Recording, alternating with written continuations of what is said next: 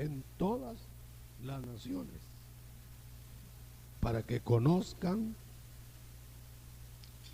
del Señor, y luego vendrá el fin. Mi pregunta sería, ¿qué evangelio se va a predicar en ese avivamiento? ¿El de una iglesia determinada, de alguna congregación, o qué evangelio? Lo vamos a ver esta noche, pero vamos antes a orar por las peticiones. Levante sus manos al cielo juntamente con los peticionarios, nosotros, y oramos. Padre, bendice a cada uno de tus hijos que te piden que los asistas. En el nombre de Jesús, cólmalos de bendiciones para que tu nombre sea glorificado. Amén y amén. Pueden sentarse, mis hermanos. Ahora que leía, y será predicado este evangelio del reino en todas partes del mundo. Quiere decir que viene un avivamiento antes de que Cristo regrese, sin precedentes. Pero tenemos que definir qué es avivamiento. Se supone que todos los que estamos en Cristo ya estamos vivos. ¿Está usted vivo? Por el Espíritu nuevo, ¿verdad? Pero resulta que estando en Cristo, muchas veces perdemos la comunión con Él por causa del pecado, por causa de no creerle al Dios vivo su palabra, etc. Y entonces necesitamos renovarnos, avivarnos en el Señor. ¿Qué evangelio predicaron los apóstoles de la iglesia? De la iglesia del principio. Un evangelio vivo. Un evangelio que Pablo decía que no era solo palabra. Vamos a ver cómo dice. La palabra que les dimos en el evangelio, 1 Tesalonicenses 1:5, no se quedó en palabras solamente, sino se manifestó con el poder de Dios, con abundantes manifestaciones del Espíritu. ¿Nota eso? Entonces el evangelio, para ser el evangelio original de los apóstoles, es un evangelio que no solo es palabra, sino lleva señales. Pero yo quisiera que usted notara que no son señales necesariamente milagrosas solamente, sino hay señales de cambios naturales que no le damos mucha importancia. Por ejemplo, cuando Pedro lo llamó el Señor a su servicio, usted sabe que caminó sobre el mar. Ese era un andar sobrenatural, un don de milagros, caminado sobre el mar. Pero la mayor parte del tiempo, guiado por el Señor, caminó en barcas o a pie. O sea, no todo el andar es sobrenatural. Pero nosotros en el evangelio, aunque no vamos a hacer milagros necesariamente, porque es un don que se lo va a dar el Señor a uno y a otro no, depende de la necesidad.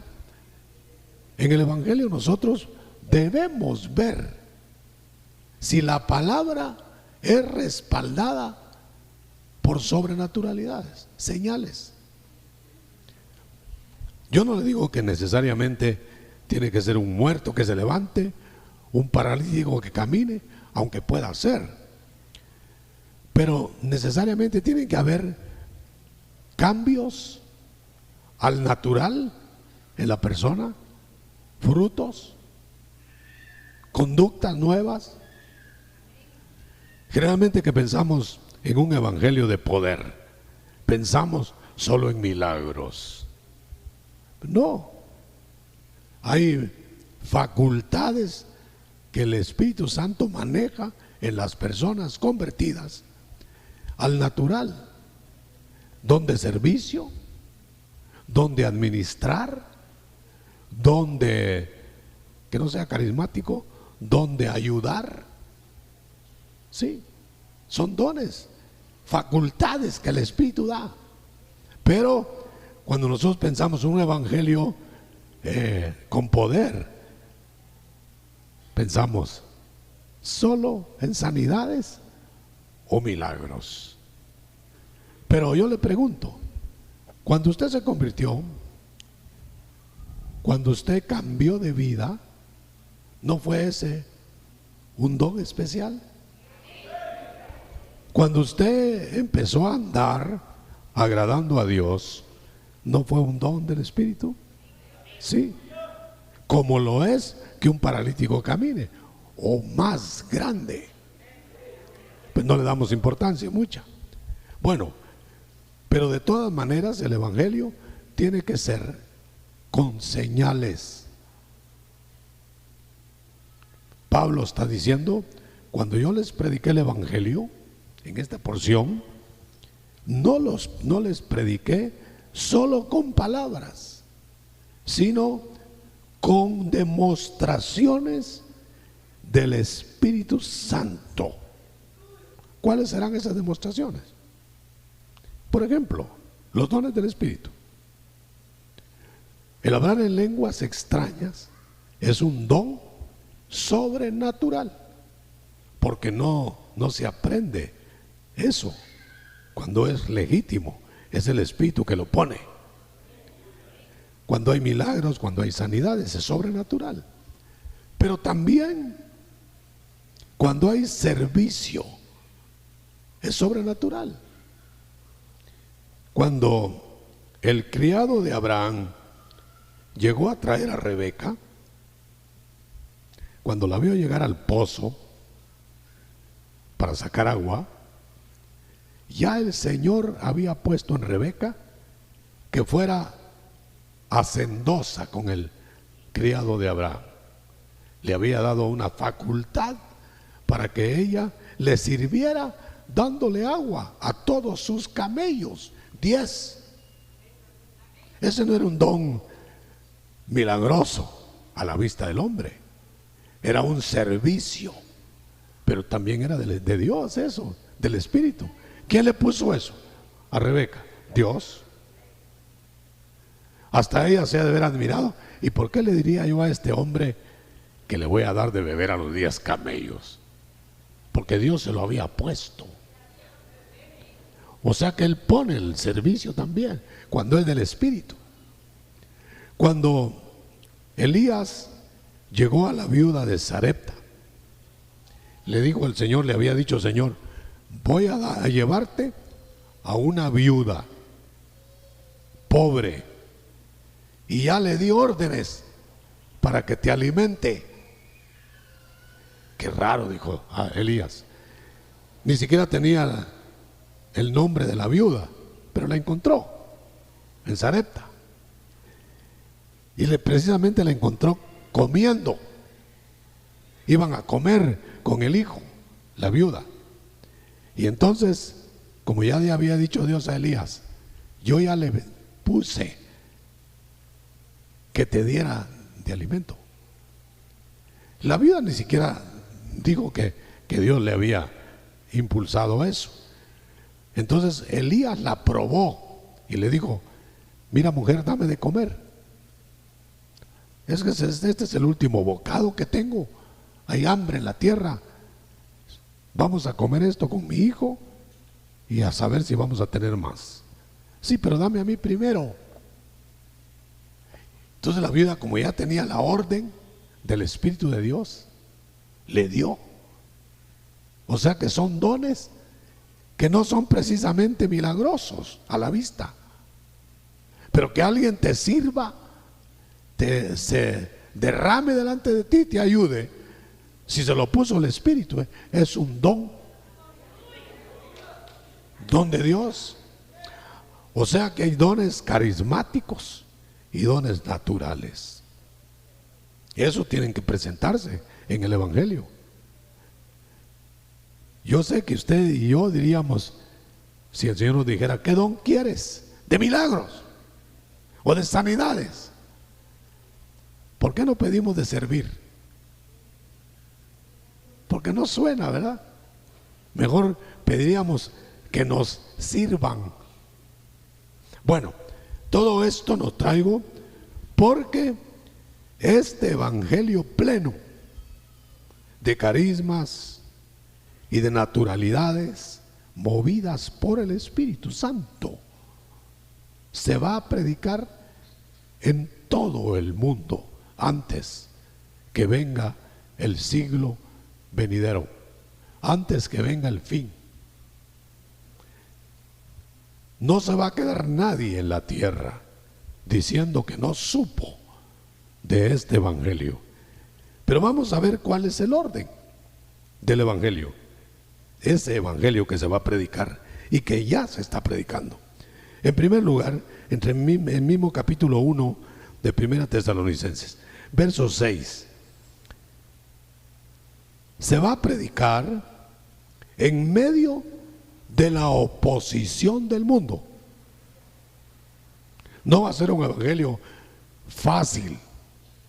Va a haber una oposición del mundo pagano. Y ahí se va a predicar en todas partes, con oposición satánica, inclusive. Pero dice, me llama la atención que dice, con oposición y a la vez con alegría del Espíritu. ¿Cómo es posible, hermano? Que con la oposición terrible, temeraria del mundo, se pueda predicar un evangelio con gozo.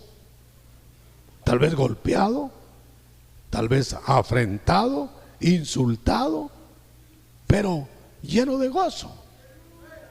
Al principio así era.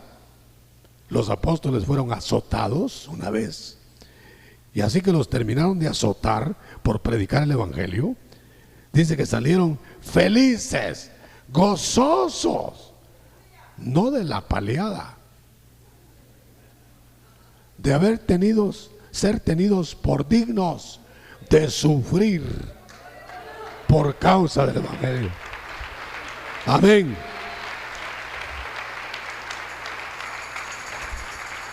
Pero hay varias cosas que aquí se notan.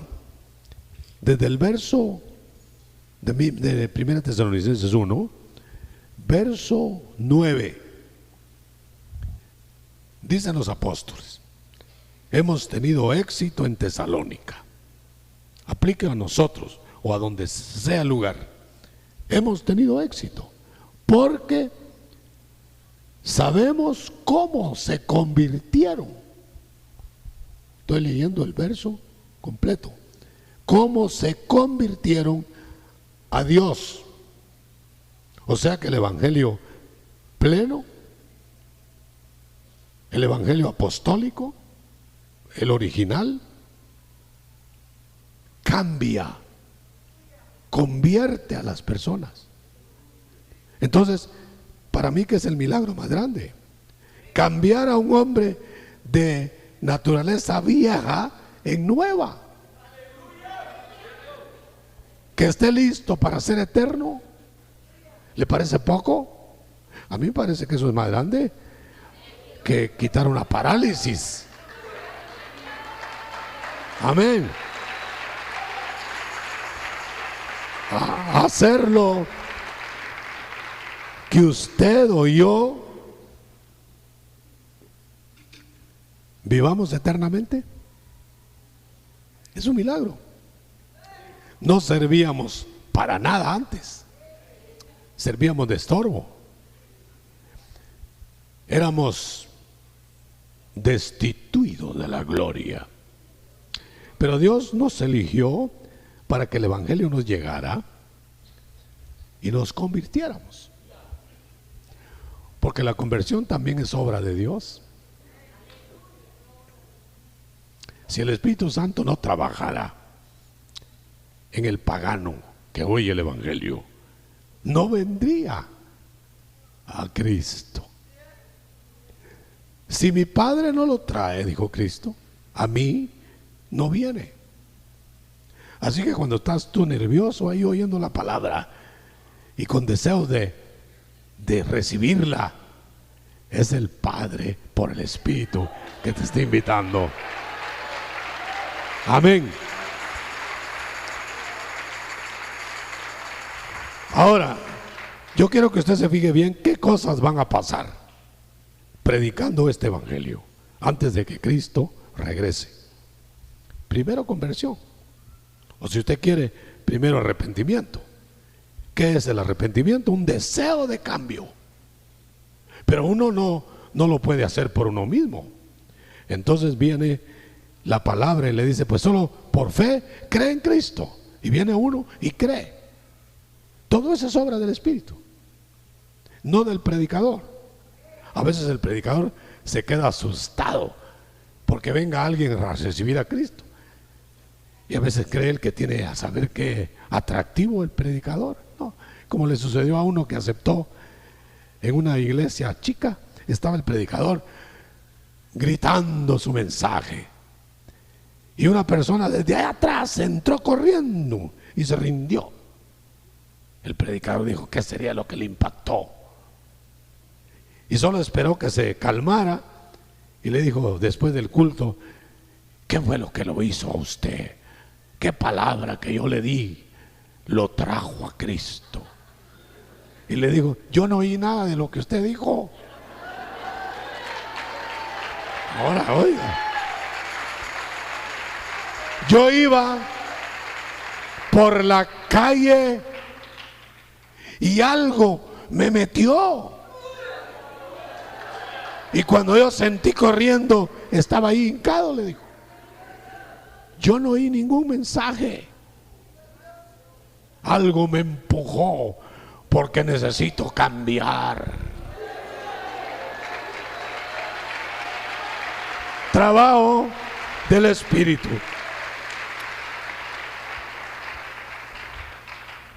Si mire, hermano, si uno se negara a predicar el Evangelio, el Señor podría llegar a las personas, pero quiere que participemos. ¿Quién le podría hablar a Saulo? Era matón, hermano, sanguinario, agarraba a la gente y se la llevaba a la cárcel por predicar a Jesús de Nazaret. Nadie le hablaba. Entonces Dios quería convertirlo. Tuvo que hacerlo el mismo Mesías desde el cielo. Le apareció en el camino de Damasco. Allá va Pablo. Le dijo a Ananías, ya convertido Saulo, anda y va a recibir el bautismo del Espíritu. Ah, no, le dijo Ananías, ese mata. Quiere decir que a veces el Señor lo haces directo. ¿Por qué entonces nos llama a predicar? Porque nos quiere dar participación. Aleluya. ¿De dónde venían? Sin Dios, sin esperanza. Y se convirtieron a Dios. ¿Y cómo lo conocieron de repente? Estuviera trabajando. Y otro porque es hijo. Pero si hay alguien que no te venga esta noche, si no se queda impactado y en algún. Pero el Espíritu conozca. Por eso dice, lo leo. ¿Cómo os convertí? Allá teníamos ídolos probablemente. De alguna forma, en una vitrina, en como sea, ¿no? Aunque dejando esos ídolos, podemos tener aún ídolos de carne. Hay que quitar todo eso, dejar el apego a lo temporal para conocer a Dios. Mire que sigue. Después de conocer a Dios, dejando la idolatría. Idolatría es adorar criaturas en vez del Creador, en cualquier forma que sea. Puede hacer que usted mismo se adore a sí mismo, o adore a una persona. Le dice una mujer a un hombre, o el hombre le dice mintiendo: yo te adoro también. Bueno, esa es idolatría, aunque hay otras formas de idolatría. Muy bien, ¿qué sigue? Después, si usted lo lee conmigo, dice: dejando los ídolos, empezaron ustedes a servir. Entonces lo que sigue es dar servicio. Aún antes de los milagros, hermano. Aún antes de los carismas. Aún antes de que usted tenga dones del Espíritu. Usted debe servir, desear servir a Dios que acaba de conocer. Desde que lo conoce, debe servirlo. ¿Cómo? Él le va a decir. A uno le va a decir cómo, a otro de otra manera, a uno con milagros, a otro con carismas, a otro con servicios naturales, vocacionales de la humanidad en el Espíritu. Ahora mire, el peligro es que nosotros solo nos quedamos en servir y no en adorar al Dios vivo. ¿Lo leo? Servir a Dios, al Dios vivo y verdadero. Quiere decir que cuando usted está adorando y la presencia de Dios es real por el Espíritu, usted está más que sirviendo, está ministrando delante del Señor. Hay el peligro de tener un Dios que no actúe. ¿Por qué? Dios es vivo, pero uno se puede apartar del Dios vivo. Puede uno tomar una dimensión rutinaria. Puede uno hacer de la religión una serie de ceremonias vacías, salvo, religioso, ceremonioso y vacío. ¿Cuánta gente, hermano, está perdiendo lo mejor del Evangelio por estar viviendo rutinas religiosas? Nosotros los cristianos en este Evangelio que se va a predicar a todos, si es que no le ha usado el Señor con un milagro. Cuando usted habla en lenguas, ese es un milagro carismático. Cuando usted interpreta lenguas, espíritu carismático, pero está usando el espíritu y es una pieza importante. Si es en el espíritu, es un don. Tocar el piano, porque si lo hace en el espíritu, es un don. Ahora, si lo hace en la carne, es una exhibición o es un oficio vacío. Pero hay algo más. No se trata nada más de orar, como lo estamos viendo, sino, dice, esperando, verso 10, que del cielo venga Jesucristo. Esperando la parucía. Puede ser que el cristiano llegue antes que la parucía llegue antes que la muerte. Y entonces lo va a coger porque se lo va a llevar más arriba de las nubes. Ahora,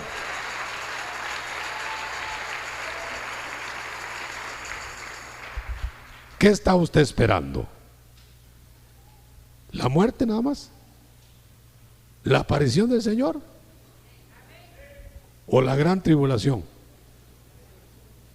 A ver cuántos están esperando la gran tribulación para ser irreprensible a la hora que se...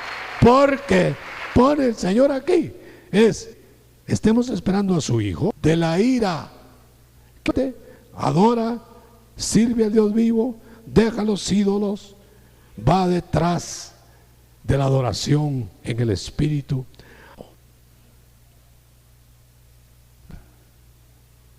Del día de Jehová, que es la gran tribulación y la tribulación.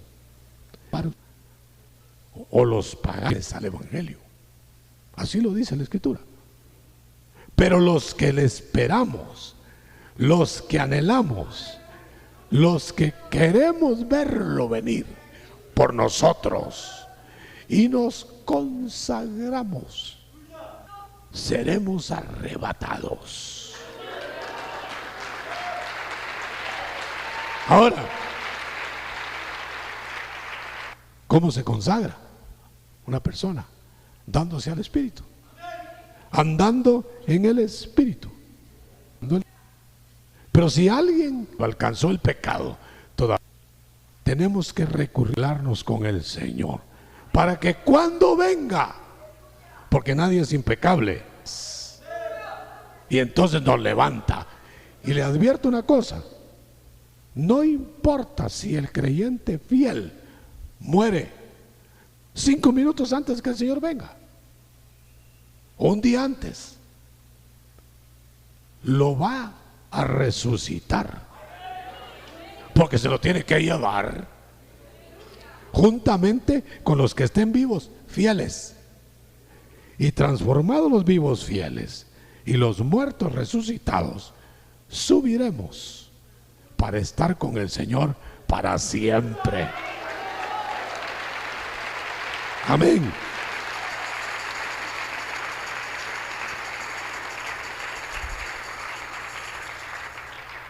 Entonces, ¿qué evangelio se va a predicar?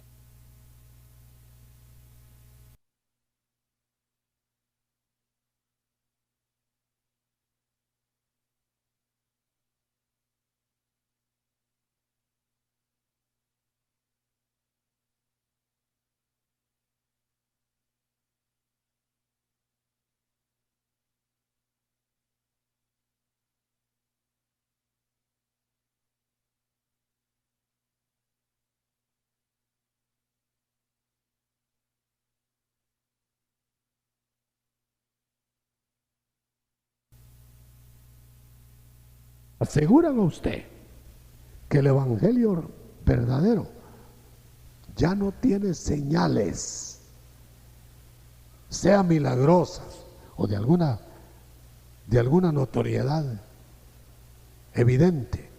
Le miente, porque las señales confirman el evangelio.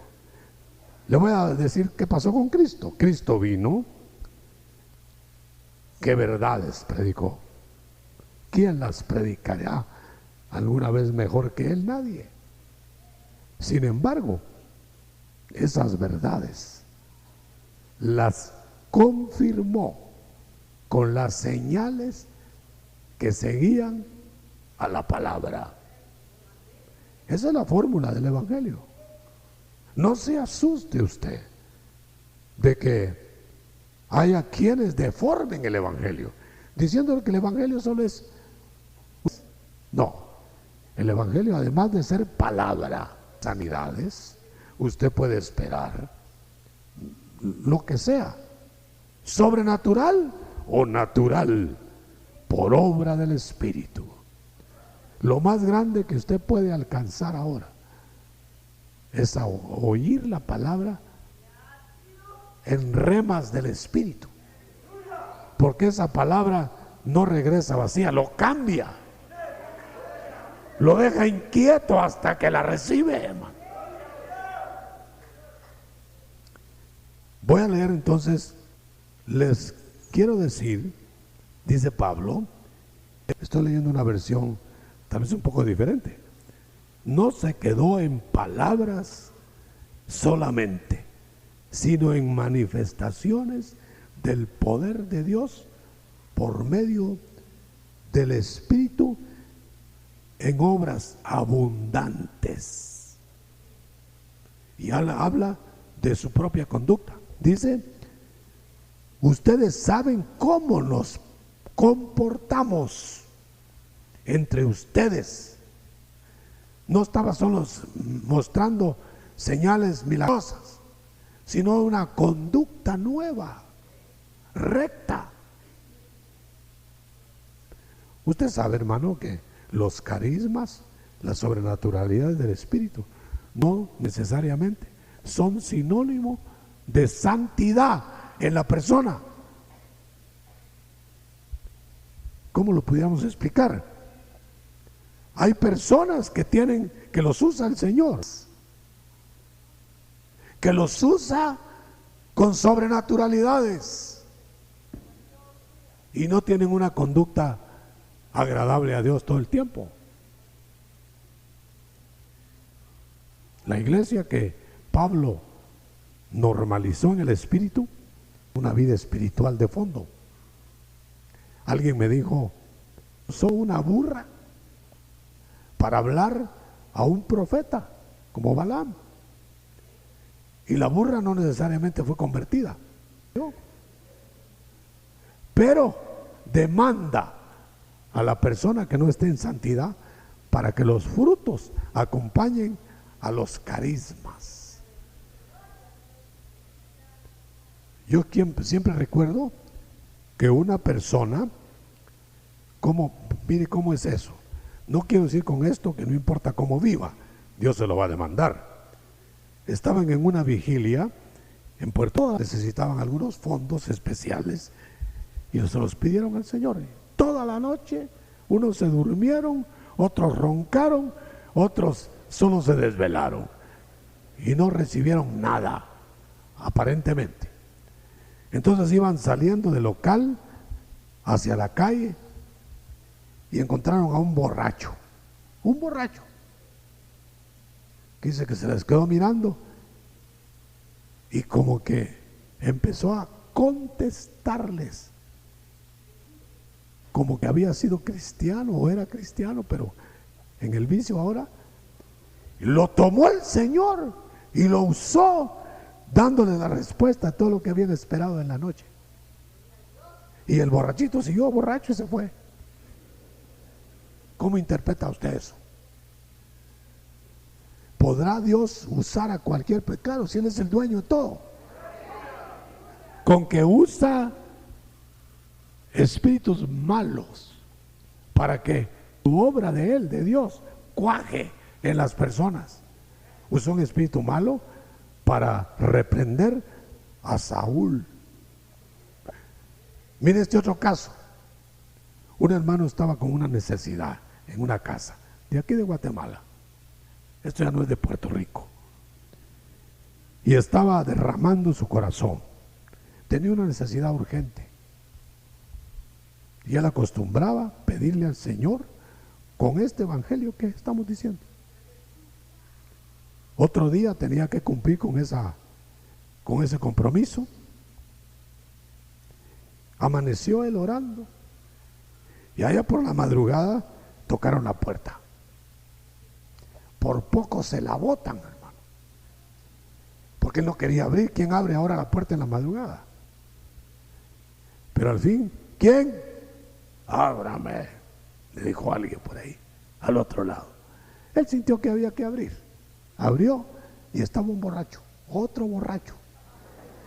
No el de Puerto Rico, era otro. Y le dijo, mire, lo ando buscando por todos lados. Y se metió la mano, le traigo esto, cójalo. Dio la vuelta y se fue borracho. Era para suplir la necesidad.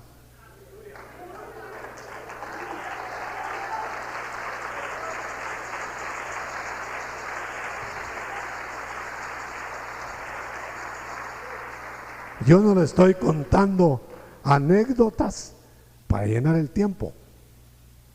Esto es cierto. Yo le preguntaba una vez al Señor en mis devociones, Señor, Jacob,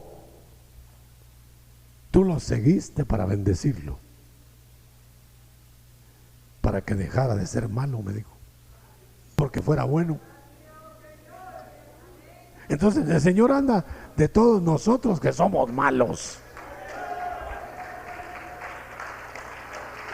para cambiarnos.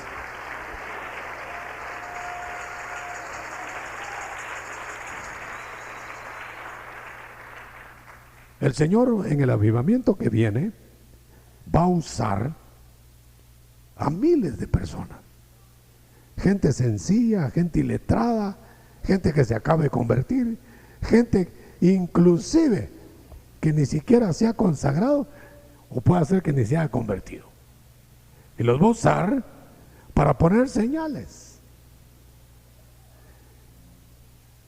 De la viuda de Sarepta dándole de comer. Acuérdense que era una pagana, no era del pueblo de Israel, era una pagana. Usó una pagana para confirmar a su profeta. ¿Por qué no usó una viuda de Israel?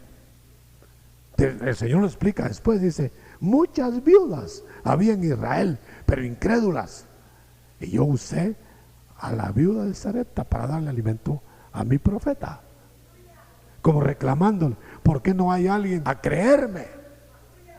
Tengo que usar gente de afuera. Otro caso de la Biblia, Naamán. Había leprosos en Israel, del pueblo de Dios, y no se curaban, y se curó Naamán, el Ciro pagano. Yo le aseguro a usted, hermano, que nosotros nos volvemos religiosos dentro de 4 paredes y creemos menos que muchos que están siendo tocados en la calle, y vienen los de la calle y reciben milagros, prodigios, maravillas, y nosotros ni los vemos. Me contaban unos hermanos en la Argentina, cuando estaban en un avivamiento de esos que han tenido ellos, me contaron los hermanos pastores que ellos estaban estupefactos de ver las señales del Señor. Pero la señal que más le llamó la atención, me dijo ese pastor, mire, me dijo, y quiero que usted me lo explique, yo no tenía la explicación. Fíjese que en la carpa muchos cristianos de años no se sanaban, no había nada sobre ellos. Muchos hermanos lloraban pidiendo esto y pidiendo lo otro. Enfrente de la carpa habían unos bares, otra vez carpa. Dice que los borrachos de los bares de enfrente se metían a la carpa a recibir a Cristo.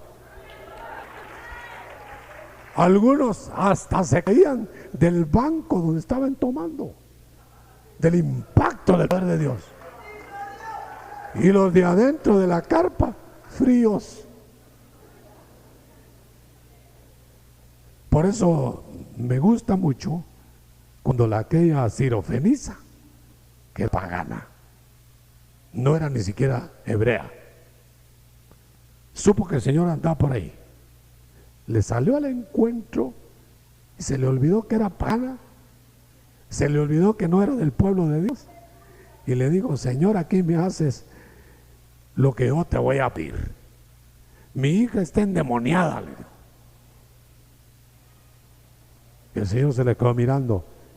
Pero es que el pan de la liberación, el pan que yo cargo ahora, es primero para los hijos de Israel. Después va a llegar a ustedes, no es tiempo.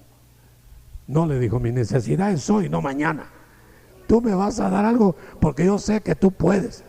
Sí, pero el pan es para los hijos. Señor, ellos no tienen hambre, no comen, ahí está el pan entero, no se lo comen. Yo tengo hambre, no me toca sentarme a la mesa y comerme el pan de los hijos. Soy una perrilla, porque así les llamaban a los gentiles, pero esta perrilla se va a poner debajo de la mesa de los señores. y las migajas que caigan me las voy a comer.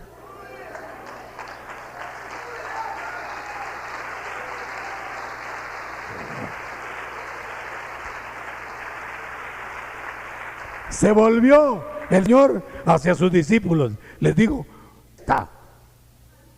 Y ustedes me oyen todos los días. Y esta es primera vez que me oye. Así que lo regañó. Mujer, le dijo, que te sea hecho, porque tienes una fe que admiro.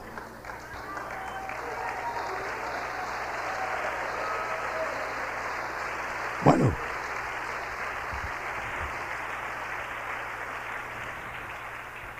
yo quisiera finalmente establecer que las señales no son el medio de conversión, son el medio de confirmación de la palabra que convierte.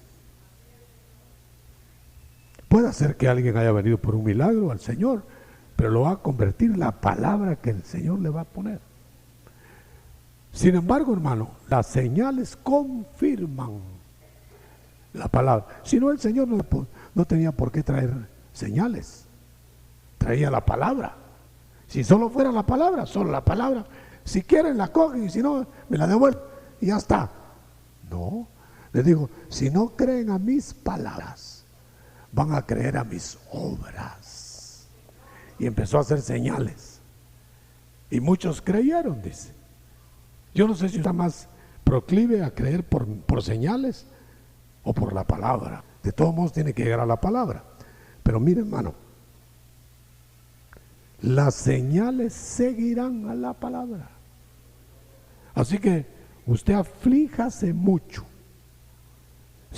del Espíritu, o las ha visto. Puede ser que usted nunca tenga un mensaje en lenguas. Puede ser que usted nunca de sus manos salga un milagro, porque no todos tienen el don de milagro, ni todos tienen el don de mensaje en lenguas. Pero usted tiene participación de alguna manera en la obra del Espíritu. Y si usted no lo hace, o no se está dando al Espíritu para que lo maneje a usted, o no tiene el Espíritu. Y si no tiene el Espíritu, no es de Cristo. ¿Se quiere examinar? Bueno, voy a hacer una pregunta sencilla. ¿Cuántos tienen al Espíritu Santo? ¿Cuándo lo recibieron?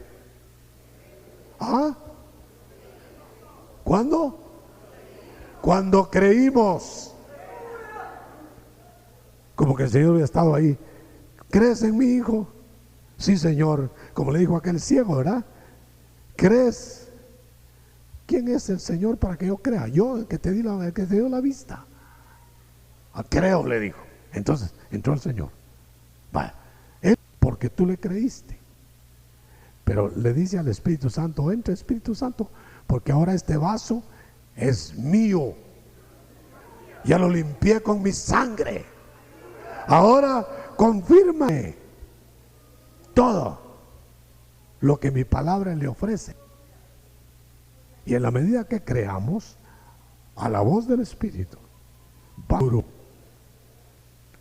voy a pedirle esta noche con esta pregunta. Si usted sabe que tiene el Espíritu Santo, ¿no va a externar nunca a usted? ¿Para quiénes son dones? Para los que están en el cuerpo de Cristo. Y si usted es cristiano, en el cuerpo de Cristo, un miembro en su cuerpo místico, inútil.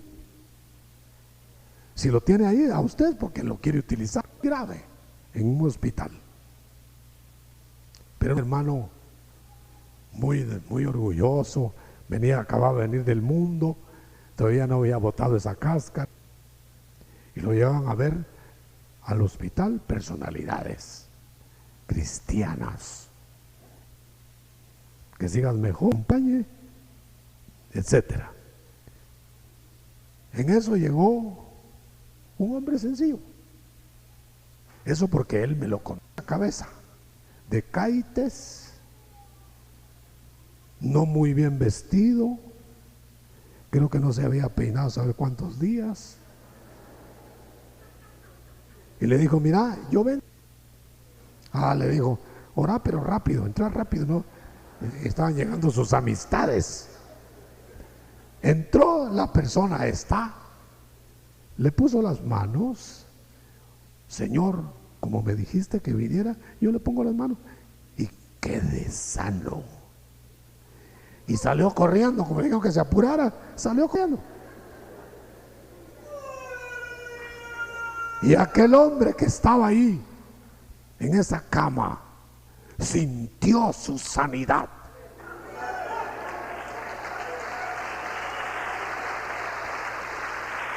Y me dijo, por poco no lo dejo que ore. Y dice que después, como se había metido en el hospital sin pase, el portero lo andaba buscando. Allá lo andaban corriendo, pero ahora lo andaba corriendo el que sanó también, para ver quién había sido. Ya no lo volvió a ver más. Solo que se quedó sano. No mida usted por lo externo el vaso que Dios va a usar para mostrarle sus carismas.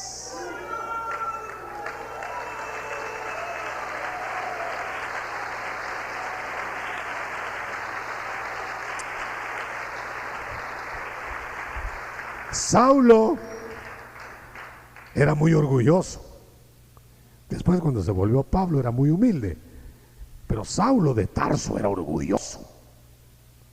Y cuando el Señor lo botó en el camino de Damasco, como estaba viendo al Mesías allá arriba, dijo, debo valer yo mucho para que el Mesías haya tenido que tocarme. Entonces se fue a Damasco. 3 días, ciego y tembloroso, inútil, ayunó. Y digo, seguramente, como le mostró el Señor, que iban a llegar a orar por él, para que fuera lleno del Espíritu. El Evangelio completo. Al haber dicho, si el Mesías me consiguió en el camino de Damasco, a saber a quién va a mandar del cielo que ore por mí. Lo menos el arcángel San Gabriel. Y toca la puerta un discípulo que ni el nombre dan. Así lo dan, Ananías. Sí lo dan, ¿verdad? Pero dice, un discípulo. Y entró Ananías con miedo porque todavía sabía que Saulo mataba. Y le dijo, Saulo, ¿qué estás haciendo? Estoy orando. Vaya. Entonces ya se acercó con más confianza. Fíjate, Saulo, que el Señor me habló y yo vi cuando tú caíste en el camino de Damasco. ¿Y quién te lo dijo? El Señor me lo mostró y me dijo que tú eras vaso escogido y que te pusiera las manos. Y lo vio de pies a cabeza, un discipulito, hermano. Tal vez no de los caites del hermanito el otro. Bueno, ore por mí, pues. Se sintió un poquito frustrado. Yo creí que un ángel de 6 alas iba a venir. Bueno, Ananías se hincó, le puso las manos, fue sano de los ojos y fue lleno del Espíritu.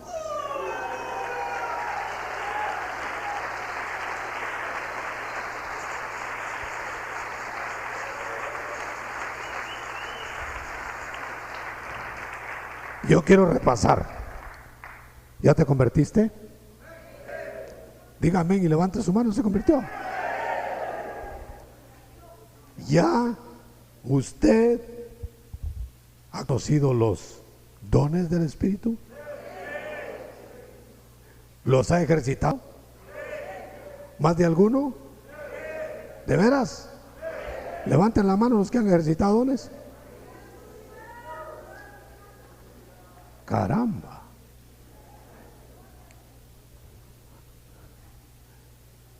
¿Está usted? ¿De veras? No se ha apartado de Dios vivo, ¿verdad? Muy bien. ¿Está usted esperando la parucía?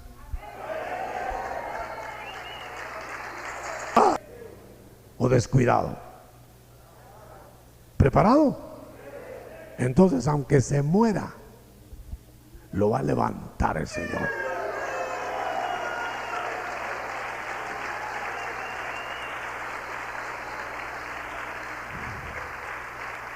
Y si está vivo, le va a dar el privilegio de no conocer la tumba.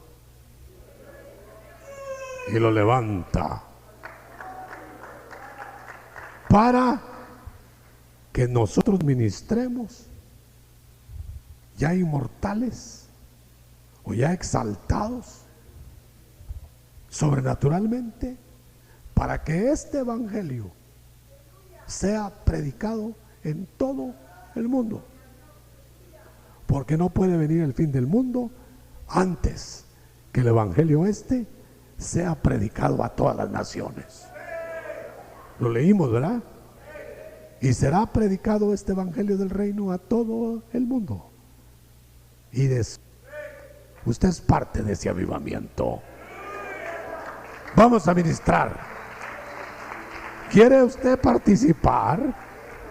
Sea con dones sobrenaturales o naturales, pero que Dios lo use en el Espíritu. Y cuando lo use en el Espíritu,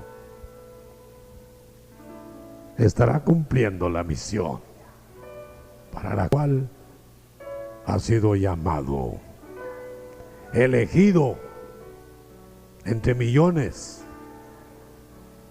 Vamos a ministrarle.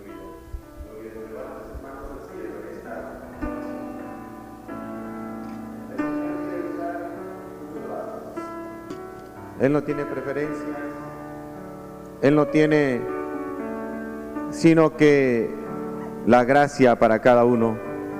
Y lo que Él desea es que tú y yo nos entreguemos